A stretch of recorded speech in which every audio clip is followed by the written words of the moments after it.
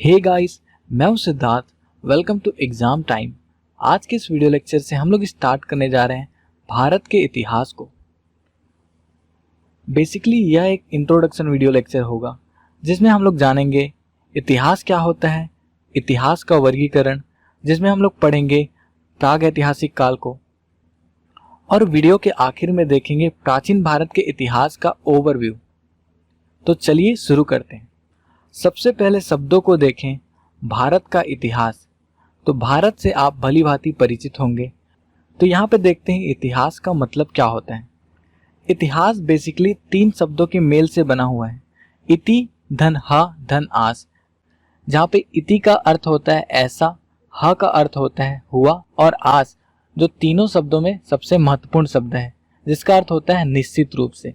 तो इति धन ह धन आस, इन तीनों को मिला के हम लोग क्या बोल सकते हैं, ऐसा निश्चित रूप से हुआ, यानी कि वह घटना जो निश्चित रूप से घटित हुई है उसको हम लोग बोलेंगे इतिहास। इतिहास शब्द की उत्पत्ति जर्मन भाषा से हुई है। इसका एक बेसिक डेफिनेशन देखें तो प्रमाणित स्रोतों पर आधारित अतीत के क्रमबद्ध ज्ञान को इतिहास कहते हैं। तो इतिहास क्या हो जाएगा, प्रमाणित स्रोतों पर आधारित अतीत का क्रमबद्ध ज्ञान इतिहास हो जाएगा। तो यह इतिहास का एक बेसिक डेफिनेशन है जो इतिहास के संबंध में दिया जाता है। सबसे पहली बार इतिहास लिखने का कार्य हेरोडोटस ने किया था, जिसने हिस्टोरिका नामक पुस्तक लिखी है, और इसने ही सर्वप्रथम इतिहास के लिए हिस्ट्री शब्द का प्रयोग किया था। तो सर्वप्रथम इतिहास लिखने का श्रेय हेरोडोटस को है, इसलिए हेरोडोटस को इतिहास का पिता या इतिहास का जनक कहते हैं। तो इतिहास का जनक कौन हो जाएगा, हेरोडोटस, जो यूनानी था, जिसने हिस्टोरिका नामक पुस्तक लिखी थी।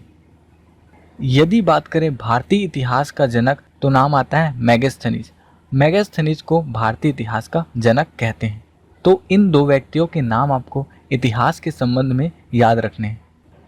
तो यहाँ पे देखा हमने इतिहास क्या होता है। अब देखते हैं इतिहास का विभाजन। भारतीय इतिहास का विभाजन सर्वप्रथम ब्रिटिश अर्थशास्त्री जेम्स मिल ने किया था, जबकि वह ना तो कभी भारत आया और ना ही उसे भारतीय भाषा का ज्ञान है। जेम्स मिल ने हिस्ट्री ऑफ ब्रिटिश इंडिया नामक किताब लिखा है, और जेम्स मिल द्वारा इतिहास को 3 भागों में बांटा गया है, हिंदू एज, मुस्लिम एज और मॉडर्न एज। और ये जो विभाजन है, इसे उसने सांप्रदायिकता के आधार पर विभाजन किया है। ये तो हो गया जेम्स मिल द्वारा इतिहास का विभाजन।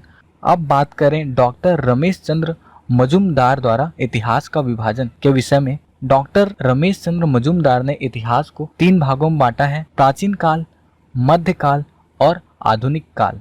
डॉक्टर रमेश चंद्र मजूमदार कौन है, एक राष्ट्रवादी इतिहासकार हैं, जिनके द्वारा इतिहास का विभाजन 3 भागों में किया गया है। तो यहाँ पे हमने देखा अलग अलग इतिहासकारों ने इतिहास का विभाजन अलग अलग तरीके से किया हुआ है। अब देखते हैं लिपि के आधार पे इतिहास का विभाजन। भारतीय इतिहास का विभाजन। लिपि के आधार पे भारतीय इतिहास को 3 भागों में बांटा गया है, प्राग ऐतिहासिक काल, जिसको हम लोग प्राक ऐतिहासिक काल भी कहते हैं, और दूसरा आद्य ऐतिहासिक काल, और तीसरा ऐतिहासिक काल। प्राग ऐतिहासिक काल को प्री हिस्टोरिक एज कहते हैं, आद्य ऐतिहासिक काल को प्रोटो हिस्टोरिक एज, और ऐतिहासिक काल को हिस्टोरिक एज कहते हैं। तो चलिए समझ लेते हैं प्राग ऐतिहासिक काल, आद्य ऐतिहासिक काल और ऐतिहासिक काल क्या होते हैं। प्राग ऐतिहासिक काल में इतिहास के उस कालखंड को हम लोग रखते हैं जिस कालखंड में लिपि का आविष्कार नहीं हुआ था, यानी कि लिखित साक्ष्य का अभाव होता है। तो इसकी संपूर्ण जानकारी हम लोग को पुरातात्विक स्रोतों के आधार पर मिलता है, यानी कि पुरातात्विक खुदाई से जो भी चीज़ें प्राप्त होती है उसके जरिए प्राग ऐतिहासिक काल के बारे में जानकारी मिलती है। इसके अंतर्गत हम लोग पाषाण काल को पढ़ते हैं। पाषाण काल के विषय में जो भी जानकारी मिलती है पुरातात्विक स्रोतों के आधार पर ही इसकी जानकारी मिलती है। तो यहाँ पे प्राग ऐतिहासिक काल क्या हो जाएगा, प्राग ऐतिहासिक काल उस काल को कहते हैं जब लिपि का आविष्कार नहीं हुआ था, या इस काल में लिखित साक्ष्य का अभाव होता है, और जो भी जानकारी मिलती है वो पुरातात्विक स्रोतों के आधार पर मिलती है। तो इस काल को हम लोग प्राग ऐतिहासिक काल के अंतर्गत पढ़ते हैं, जिसके अंतर्गत हम लोग पाषाण काल को पढ़ते हैं। अब देखते हैं आद्य ऐतिहासिक काल क्या होता है। तो आद्य ऐतिहासिक काल के अंतर्गत वह कालखंड आता है जब लिपि का तो आविष्कार हो चुका था, लेकिन आज तक उसे हम लोगों ने पढ़ नहीं पाया। तो ऐसे काल जिसमें लिखित साक्ष्य पाए गए हैं किंतु पढ़ा नहीं जा सका, उसको हम लोग आद्य ऐतिहासिक काल के अंतर्गत रखते हैं।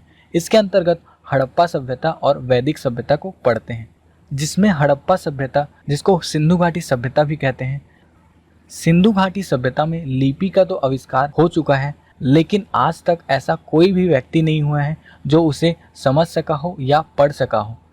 तो जब हम लोग हड़प्पा सभ्यता या सिंधु घाटी सभ्यता पढ़ेंगे तब हम लोग समझेंगे कि इसकी लिपि को आज तक क्यों नहीं समझा जा सका। तो आद्य ऐतिहासिक काल क्या हो जाएगा? आद्य ऐतिहासिक काल उस काल को कहते हैं जब लिखित साक्ष्य तो प्राप्त होते हैं लेकिन उसे पढ़ा नहीं जा सका। तो ये होता है आपका आद्य ऐतिहासिक काल। अब देखते हैं ऐतिहासिक काल को। तो ऐतिहासिक काल के अंतर्गत उस काल को रखते हैं जब लिखित साक्ष्य भी प्राप्त होते हैं और जिन्हें पढ़ा भी जा सका है। तो ऐतिहासिक काल क्या हो जाएगा? जहाँ पे लिखित साक्ष्य पाए गए और जिन्हें पढ़ा भी जा सका है, तो उसको हम लोग ऐतिहासिक काल के अंतर्गत रखेंगे। इसके अंतर्गत हम लोग ईसा पूर्व 6ठी शताब्दी से प्रारंभ करते हैं या वैदिक सभ्यता के बाद के इतिहास को हम लोग ऐतिहासिक काल के अंतर्गत पढ़ते हैं। ऐतिहासिक काल को 3 भागों में बांटा गया है: प्राचीन भारत का इतिहास, मध्यकालीन भारत का इतिहास और आधुनिक भारत का इतिहास। तो यहाँ पे हम लोगों ने देखा अलग अलग इतिहासकारों के द्वारा इतिहास का विभाजन और लिपि के आधार पे इतिहास का विभाजन। तो जैसा कि हमने पढ़ा, लिपि के आधार पे इतिहास को 3 भागों में विभाजित किया गया है: प्राग ऐतिहासिक काल, आद्य ऐतिहासिक काल और ऐतिहासिक काल। तो चलिए शुरू करते हैं प्राग ऐतिहासिक काल को। प्राग ऐतिहासिक काल, तो जैसा कि हमने ऊपर पढ़ा, इस काल में इतिहास की घटनाओं का कोई लिखित साक्ष्य उपलब्ध नहीं है।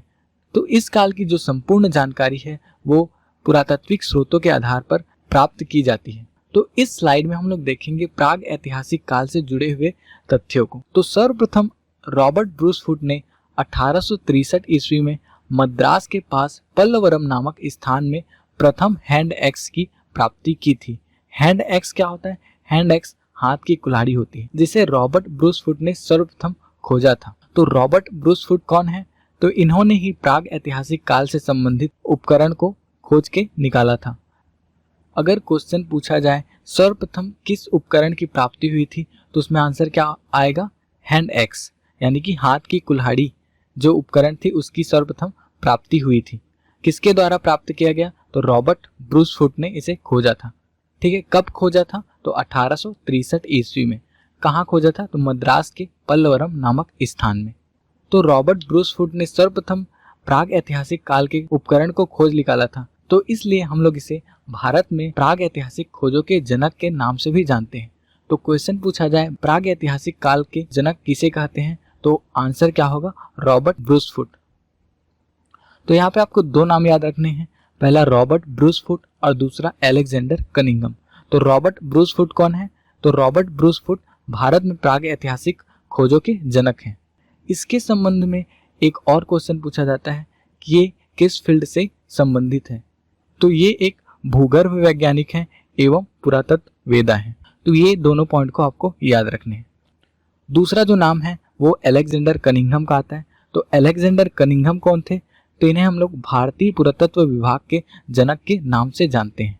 तो अलेक्जेंडर कनिंघम के विषय में बात करें तो ये 1861 ईस्वी में लॉर्ड कैनिंग के समय में स्थापित भारतीय पुरातत्व विभाग के प्रथम महानिदेशक थे।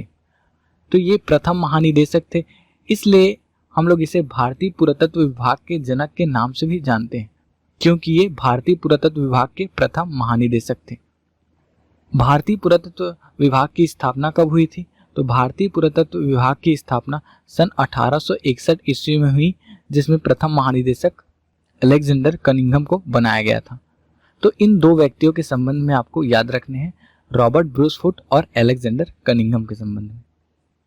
वर्तमान में जो पुरातत्व सर्वेक्षण विभाग है वो संस्कृति मंत्रालय के अंतर्गत आता है। अगला पॉइंट देखें, महाराष्ट्र के बोरी नामक स्थान से नए तथ्यों के विश्लेषण से अब मानव की भारतीय उपमहाद्वीप में उपस्थिति 14 लाख वर्ष पूर्व मानी जा रही है। तो महाराष्ट्र के बोरी नामक स्थान से जो तथ्य मिले हैं उसके आधार पर भारतीय उपमहाद्वीप में मानव की उपस्थिति को 14 लाख वर्ष पूर्व मानी जा रही है। तो यहाँ पे हमने देखा प्राग ऐतिहासिक काल से जितने भी महत्वपूर्ण जानकारी थी उनको। तो चलिए देखते हैं प्राचीन भारतीय इतिहास के सिलेबस को। तो प्राचीन भारतीय इतिहास के सिलेबस में सबसे पहला टॉपिक है प्राचीन भारतीय इतिहास के स्रोत। प्राचीन भारतीय इतिहास के स्रोत को हम लोग 3 भागों में बांटते हैं, पुरातात्विक स्रोत, साहित्यिक स्रोत और विदेशी यात्रियों का यात्रा वृतांत। दूसरा पढ़ेंगे पाषाण काल। पाषाण काल को भी हम लोग 3 भागों में बांटते हैं, पूरा पाषाण काल, मध्य पाषाण काल और नवपाषाण काल। उसके बाद हम लोग पढ़ेंगे हड़प्पा सभ्यता को। हड़प्पा सभ्यता को ही सिंधु घाटी सभ्यता भी कहते हैं। तो इसमें हम लोग पढ़ेंगे हड़प्पा वासियों के बारे में और उनके नगर नियोजन व्यवस्था के बारे में। उसके बाद पढ़ेंगे वैदिक सभ्यता, जिसको आर्य सभ्यता भी कहते हैं क्योंकि इसके प्रवर्तक आर्य थे। तो इसमें हम लोग आर्य लोगों के बारे में पढ़ेंगे। वैदिक सभ्यता को भी 2 भागों में बांटा गया है, ऋग वैदिक काल और उत्तर वैदिक काल। इन दोनों टॉपिक को डिस्कस करेंगे। उसके बाद आता है आपका धार्मिक आंदोलन। वैदिक सभ्यता में काफी सारे कर्म कांड आ जाने के कारण सभ्यता काफी जटिल हो गई थी। तो भारत में काफी सारे धार्मिक आंदोलन की शुरुआत होती है, जिसमें बौद्ध धर्म और जैन धर्म प्रमुख हैं। बौद्ध धर्म में हम लोग गौतम बुद्ध के बारे में पढ़ेंगे और जैन धर्म में महावीर जैन के बारे में पढ़ेंगे। उसके बाद आता है नेक्स्ट टॉपिक महाजनपद। भारत में 16 महाजनपद हुए, जिसमें मगध महाजनपद प्रमुख था, जो कि एक साम्राज्य के रूप में उभर कर सामने आता है। तो मगध साम्राज्य के बारे में हम लोग पढ़ेंगे। उसके बाद अगला टॉपिक है प्राचीन भारतीय विदेशी आक्रमण, जिसमें हम लोग ईरानी आक्रमण और सिकंदर के आक्रमण को पढ़ेंगे। अगला टॉपिक आता है मौर्य साम्राज्य, जिसमें हम लोग चंद्रगुप्त मौर्य और अशोका द ग्रेट के बारे में पढ़ेंगे, जहाँ पे चंद्रगुप्त मौर्य द्वारा नंद वंश के अंतिम शासक घनानंद को पराजय करके मौर्य साम्राज्य की स्थापना होती है। उसके बाद पढ़ेंगे मौर्योत्तर काल। मौर्योत्तर काल में भारत 8 राज्यों में विभक्त हो जाता है, जिसमें 4 विदेशी शासक आते हैं और 4 देशी शासक। विदेशी शासक में हिंद, यवन, शक, पल्लव, कुषाण आते हैं और देशी शासक में शुंग, कण्व, सातवाहक और चेदी आते हैं। तो इन सभी के बारे में हम लोग मौर्योत्तर काल में पढ़ेंगे। उसके बाद आता है गुप्त साम्राज्य। गुप्त साम्राज्य में जो शासक आते गए, श्रीगुप्त, समुद्रगुप्त और भी जो शासक आए, उसके संबंध में पढ़ेंगे। समुद्रगुप्त को भारत का नेपोलियन भी कहा जाता है, जिसके द्वारा पूरे उत्तर भारत को जीत लिया गया और दक्षिण भारत को भी जीता गया, लेकिन दक्षिण भारत में उसने प्रत्यक्ष शासन नहीं किया। गुप्त साम्राज्य के बाद आता है गुप्तोत्तर काल। गुप्तोत्तर काल में भारत 5 राज्यों में विभक्त हो जाता है, जिसमें पहला है गौड़, दूसरा उत्तर गुप्त, तीसरा मौखरी, चौथा वर्धन और 5वां चालुक्य। इन पांच शासकों के राज्यों में विभक्त हो जाता है। उसके बाद आता है आपका राजपूत काल, जिसमें भारत कई छोटे छोटे राज्यों में विभक्त हो जाता है। और इसी दौरान महमूद गजनबी और मोहम्मद गोरी जैसे शासकों ने भारत पर आक्रमण किया और तराइन के द्वितीय युद्ध के बाद भारत में मुस्लिम सत्ता की स्थापना हो जाती है, जहां से मध्यकालीन भारत की शुरुआत होती है। लास्ट में हम लोग एक टॉपिक और पढ़ेंगे, दक्षिण भारत का इतिहास, जिसमें हम लोग दक्षिण भारत में जो राजवंश हुए उसके संबंध में पढ़ेंगे, जिसमें प्रमुख हैं वाकाटक, पल्लव, चालुक्य। इन सब राजवंशों के बारे में हम लोग दक्षिण भारत के इतिहास में पढ़ेंगे। तो यहाँ पे आपका खत्म होता है प्राचीन भारतीय इतिहास के सिलेबस। नेक्स्ट वीडियो से हम लोग स्टार्ट करेंगे पाषाण काल को। होप ये वीडियो आपको पसंद आया होगा। अगर पसंद आया होगा तो लाइक कीजिए। इतिहास से जुड़े आगे के वीडियो देखना चाहते हैं तो सब्सक्राइब कीजिए और बेल आइकन को दबा के ऑल पे क्लिक कर दीजिए, ताकि जो भी लेटेस्ट वीडियो आए उसका नोटिफिकेशन आप तक सबसे पहले पहुंच सके। वीडियो को अंत तक देखने के लिए धन्यवाद। चलिए मिलते हैं नेक्स्ट वीडियो में, तब तक के लिए नमस्कार।